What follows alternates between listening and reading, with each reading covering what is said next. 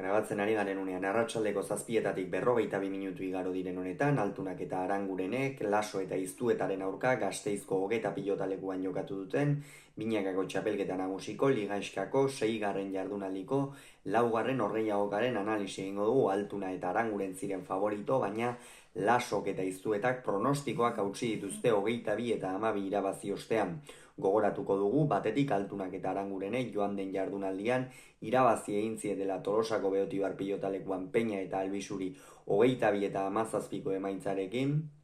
Lasok eta Iztuetak berriz irabazi egin zieten Barainainen Peio Etxeberria eta Martijari 22 eta 18 emaitzarekin. Honen bestez, biak gaurko norgehiagoka honetara dinamika positiboan iritsi dira.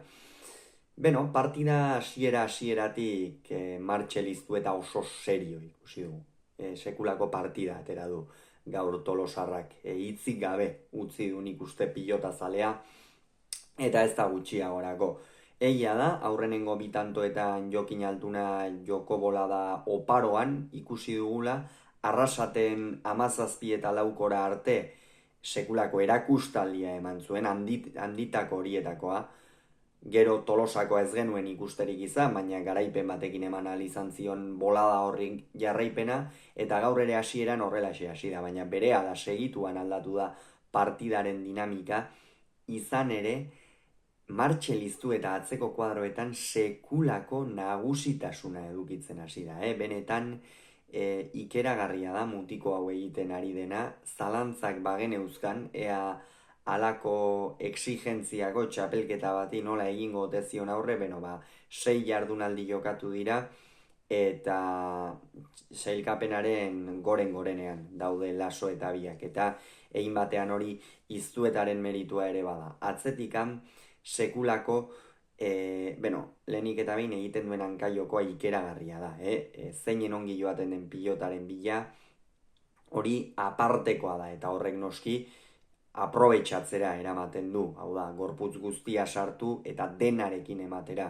Gaur gainera, Frontisa oso ongi baliatu du Aranguren dominatzeko, eta Aitor Aranguren ia une oro 7tik atzera ikusi dugu, oso gutxitan ikusi diogu 4. kuadroan pilota garbi bat hartzeko aukerarekin, eta hori esan dugu bezala, behin eta berriz Martxel Iztuetaren meritua izan da.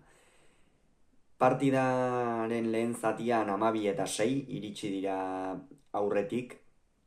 Jokin saiatzen zen, nolabait babak heltzetik ateratzen, ezker gantxoaren bitartez, jokoan hasiz, esan baitugu Jokin jokoan baitago, aurrekoan erakutsi zuen hori Arrasaten, naiz eta bigarren zatian Artola eta Mari Ezkurrena erabat nagusi izan ziren, baina jokoan da, amezketarra, eta saiatu da horri jarraipena ematen, Unairi oinetara jokatu, apur bat txokoan dejadak, baina ez urdinek erasoan ez ezik defentsan ere sekulako lana egin dute, eta horixe. Eta bigarren zatian ez dute hurbiltzerik ere izan, Martxelek maila berdinean jarraitu du, egia da pilota batzu galdu dituela, eta hori zuzentzeko duen gauza bada, baina hainbeste aginduta barkatu daiteken zerbait da, hori, pilota bakan batzu galtzea,